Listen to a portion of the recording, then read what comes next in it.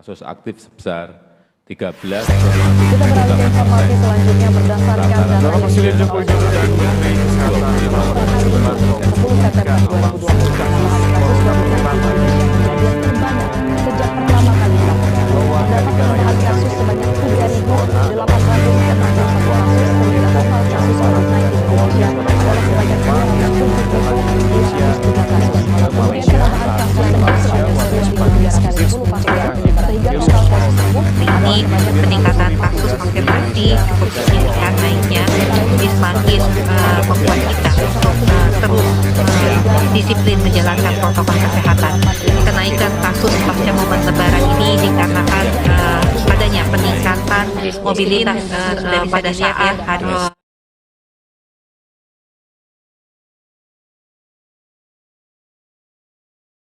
Virus COVID belakangan ini mengalami peningkatan yang sangat besar. Tapi, bukan berarti kita harus menganggapnya sepele dan pasrah.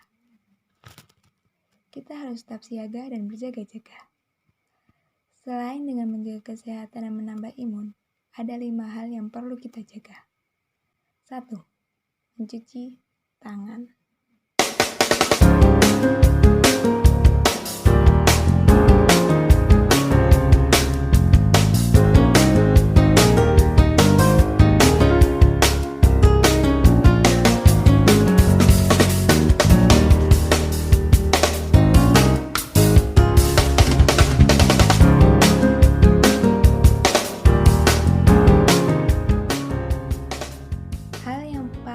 Efektif dalam menjaga kesehatan kita adalah mencuci tangan. Mudah bukan? Setiap kita keluar rumah, jangan lupa untuk mencuci tangan. Kemanapun itu kamu pergi, selalu usahakan untuk tetap mencuci tangan. Karena itu, kamu bisa membunuh virus yang ada di dalam tangan kamu. Kamu tidak tahu kan, kalau keluar terus tanganmu megang sesuatu dan dalam sesuatu itu ada kuman yang berbahaya dan itu bisa menimbulkan virus. Gunakan sabun dan air atau pembersih tangan dengan alkohol yang biasanya disebut dengan desinfektan. 2. Memakai masker. Jangan lupa dengan hal ini, karena ini sangat penting untuk menjaga tubuh kita dari berbagai virus yang ada di jalanan. Saat kita bertemu dengan seorang, saat kita berkomunikasi dengan seorang, kita perlu menggunakan masker. Jadi, kemanapun kamu pergi, jangan lupa memakai masker. 3. Menjaga jarak. Hal lain yang perlu kita jaga adalah menjaga jarak. Kita harus menjaga jarak antar sesama kurang lebih 1 meter. Menurut keputusan Menteri Kesehatan, jarak yang perlu kita jaga adalah kurang lebih 1 meter. Jadi, usahakan kita menjaga jarak sesama. Yang keempat, menjauhi kerumunan. Penyakit menular. Jadi ini adalah penting untuk menjadi perhatian publik bahwa kondisi kerumunan itu harus dihindari. Saya minta Hal yang keempat ini adalah protokol yang perlu kamu jaga saat kamu keluar dari rumah. Kamu perlu menjauhi kerumunan saat kamu keluar dari rumah. Saat kamu keluar dari rumah, sebaiknya kamu menjauhi kerumunan. Karena kita tidak tahu banyak atau sedikitnya virus yang ada di dalam kerumunan tersebut. Karena semakin banyak kerumunan terjadi, maka virus akan semakin banyak terjadi.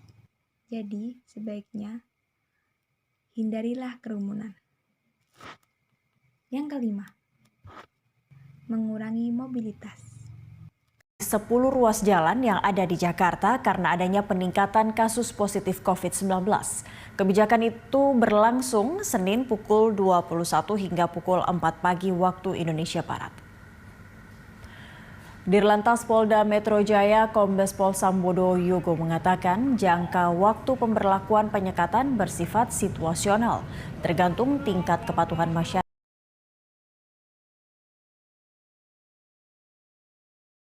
Kalian tahu mengapa pemerintah mengeluarkan kebijakan PPKM level 4? Ya, virus COVID-19 bisa berada di mana saja. Oleh karena itu, adanya PPKM level 4 ini mengajak kita untuk mengurangi mobilitas agar kita terhindar dari virus pandemi agar kita terhindar dari virus yang sangat ganas ini. Jadi, jika kalian ingin mempunyai tubuh yang sehat, imun yang terjaga, patuhi protokol 5M. Karena dengan itu, kalian bisa mengurangi adanya virus COVID-19 dan pandemi ini segera berakhir. Selain protokol 5M, ada hal yang dapat menjaga kita dari virus COVID-19. Vaksinasi. Banyak orang yang bertanya, apa sih pentingnya vaksin? Apa sih gunanya vaksin? Mengapa kita harus vaksin? Pemberian vaksin merupakan solusi yang paling tepat untuk mengurangi dan memutus rantai penularan COVID-19. Apa sih tujuannya? Vaksin bertujuan untuk memberi kekebalan spesifik terhadap suatu penyakit. Maka, jika terkena penyakit hanya untuk jika kita terkena gejala penyakit, kita hanya Pengendalian penyakit menular di Jen P2P Kemenkes, Dr. Siti Nadia Tarmizi. Dr. Nadia, gimana sih caranya sebenarnya mengukur efektivitas dari vaksin tersebut setelah vaksin disuntikan? Vaksin ini kan membentuk antibodi.